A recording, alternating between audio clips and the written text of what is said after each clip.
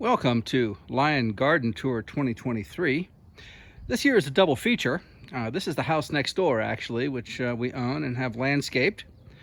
And note the Potentia, the mini blue spruces, and the French lavender, French phenomenal, that is, planted last year. And this is a thornless Russian hawthorn in the front yard here. And now we'll pan over to our house, which got a little bit of a front yard makeover where we trimmed the bushes, and we put in this stuff in the front.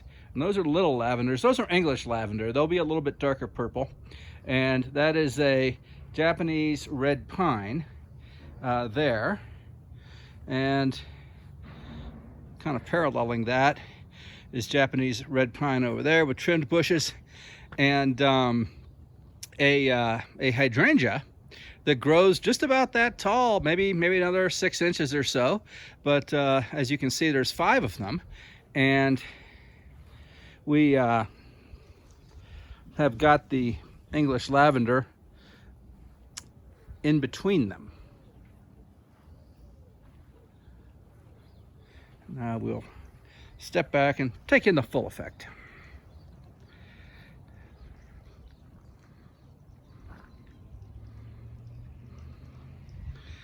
Moving forward, we've got, instead of cherry tomatoes this year, on account of Natalie's wedding, we've gone full flowers. And so instead of flowers, we have State Farm zinnia, except for that one smaller zinnia there. But these are the tall State Farm zinnias, which are going to continue to bloom. And sowing itself wildly is sorrel right there. Let's go into the backyard, and maybe we'll do this whole video without editing. And now we have our container of sorrel, which is much more convenient. Soon we'll have a container of mint. And this is more zinnias. They get just enough sun to thrive, and they're going to bloom just a little bit more soon.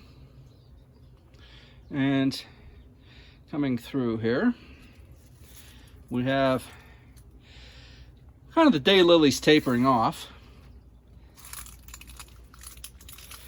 I do like those yellow ones. Those are nice daylilies. And here we have tree lilies.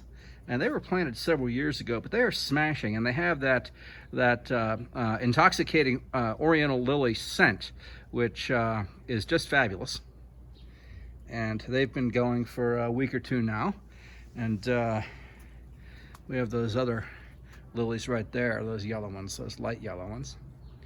And of course down below we have, I bet it's some of Durango's nicest Irish moss. Now we'll kind of pan back this way, and we will see this year's pots on the deck,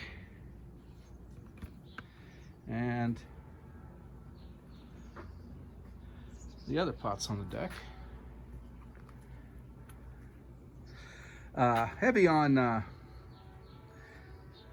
dahlias this year. Dahlias and sweet potato vine to dangle over, and obviously you see the lobelia. And I don't know what these things are called, but to my surprise, they came out pretty well. You give them plenty of sun, they'll do fine, apparently. And of course, we have the classic Mr. Lincoln rose in the front, which is, in my view, one of the best roses. It's one of the, certainly the most fragrant roses around, and it's been growing here for 20 years and doing very well. And we have the Zagreb coreopsis right below it. That's the yellow coreopsis. And of course that pot with the lobelia and the sweet potato vine and the alyssum. And right there, not blooming yet, of course, but those are asters from planted several years ago, and they spread in control though. So it's a pretty impressive looking plant that I have to keep under control every now and then, lest they push their way into the coreopsis or into the coneflower right there, that white coneflower. And then we have back to State Farm zinnias back there, which are doing very well. And these are other zinnias. I forget which kind they are. And you can see some marigolds down there, and our 4 grasses, which I shoved in the ground a few years ago.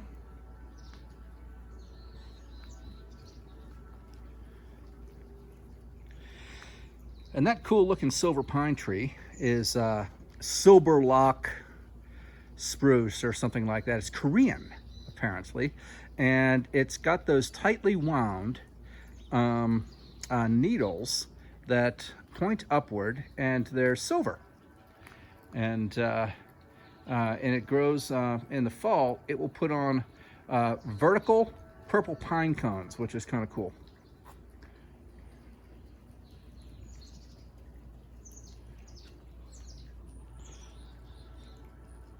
And Reese and Natalie put in those zinnias down there in that spot that I've always found to be troublesome.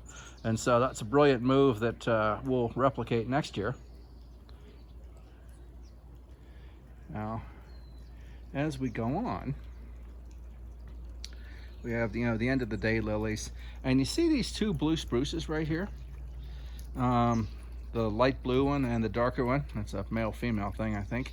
Those are volunteer spruce trees that have grown up underneath this monster of a spruce tree, which, through the use of the Pythagorean theorem and a golf rangefinder, I have determined to be approximately 77 feet tall. And it's time to use some tarragon for some tarragon chicken. That's what I'm thinking, because there's plenty of it.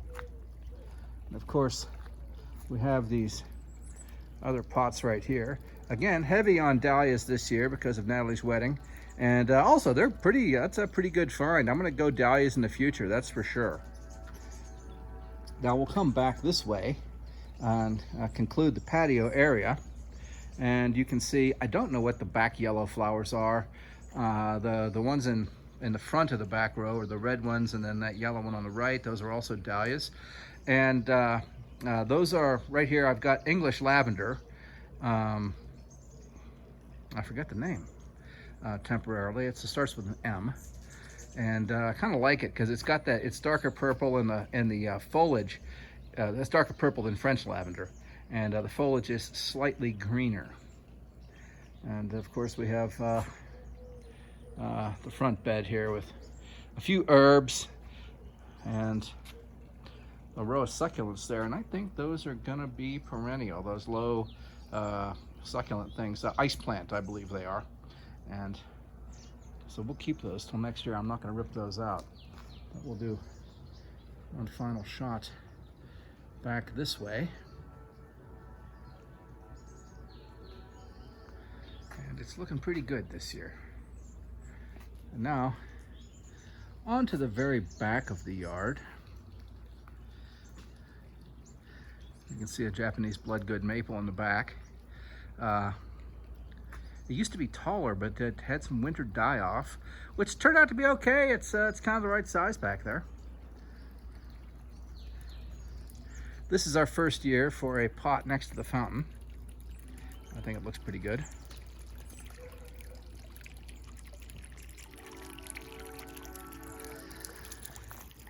Now, as I said, I promised you a double feature in this year's Lyon garden tour, and sure enough, here it is.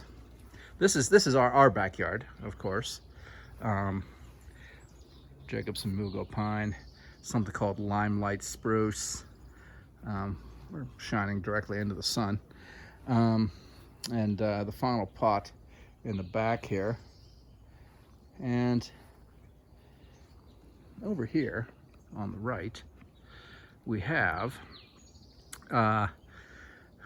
this year's new garden project, which is the house next door to us, which we own, and we put gobs of money in the backyard this year. And the theme, the concept, the name of the garden is Gandalf's Garden, which was named by Haley, as a matter of fact. She called it, it's kind of a Gandalf's lives here garden. And this thing, the concept here is only conifers, except for those 2 fruitless crab apples way over there. Only conifers of different heights, colors, and textures next to each other. Not planting in drifts is the point. And right here we have Bosnian mint pine. Mint truffle Bosnian pine. That's what it is. Mint truffle Bosnian pine. And I forget the names of all these other things. There are a lot of them are part of the Mugo family. And as you can see, you've got different textures right here. You've got that kind of like tufty texture and tufty texture there. And then we have a yellow juniper. And then we have on the right back there, we have the Helga Austrian pine, which eventually will grow to 8x8, but you know, not exactly next week will it grow to 8x8. And over there we have a columnar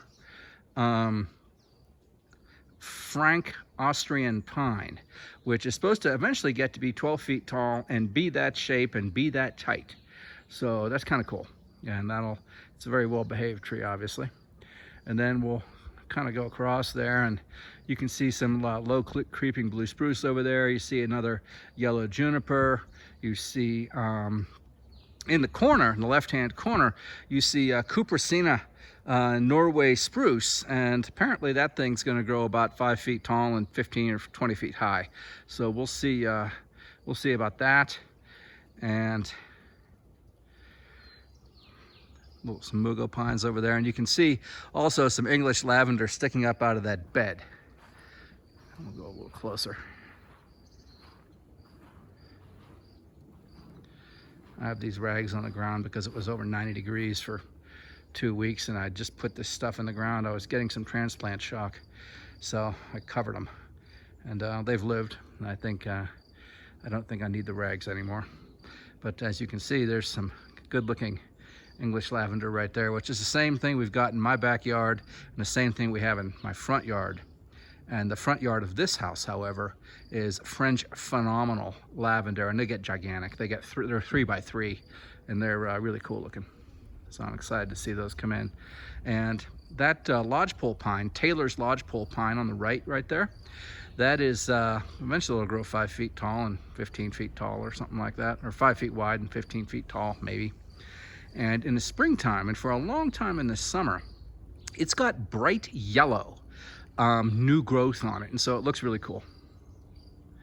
And back there is another low-growing Bosnian bell pine or something like that. I think that's what it is, Bosnian bell. And sure enough, it's already got that bell shape, and it's going to be, you know, 8 feet tall and 6 feet wide someday.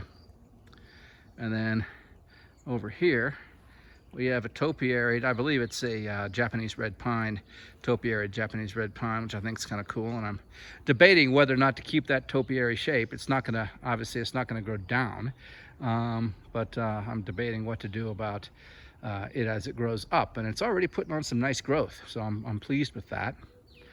And this, here we have Formanek Norway spruce. And this thing is staked to be that tall, and that's just about it. And the objective of this plant is to kind of melt over your yard. And so I've got it next to the retaining wall between our 2 yards right here, and it's going to melt out 5 or 6 feet someday. And of course, we've got that guy, a weeping blue spruce.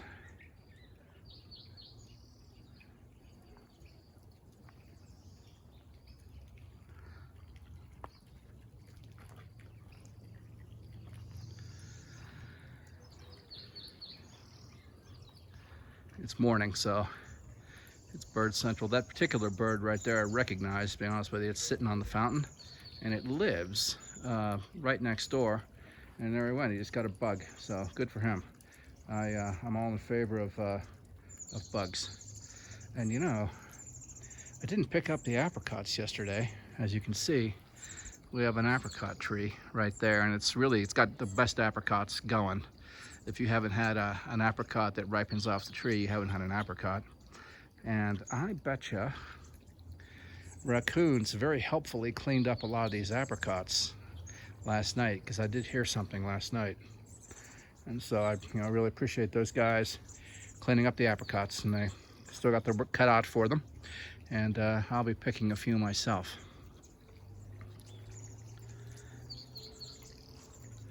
Here, I'll show you the tree. The gigantic blue spruce, which was planted around, 1940 or 1950. And there is that monster. And like I say, through the miracle of the Pythagorean theorem, c squared equals a squared plus b squared, and a golf rangefinder, I have figured out that it's about 77 feet tall, and the species is supposed to grow, get ready, 55 to 75 feet tall, so we've got a monster. And by the way, see those pine cones at the top? Pine cones only grow on new growth, and that thing is cranking. So maybe we'll get to 80 feet before it falls over and crushes our house.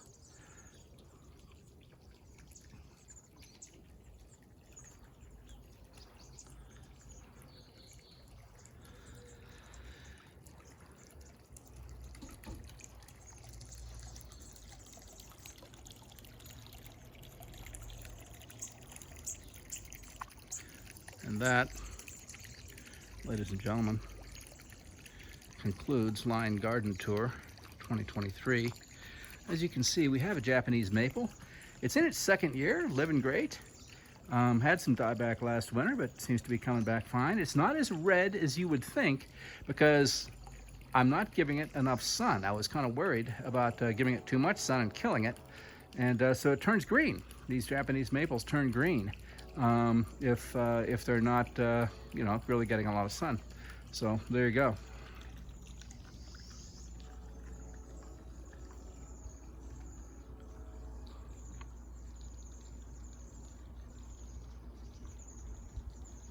Thank you for watching.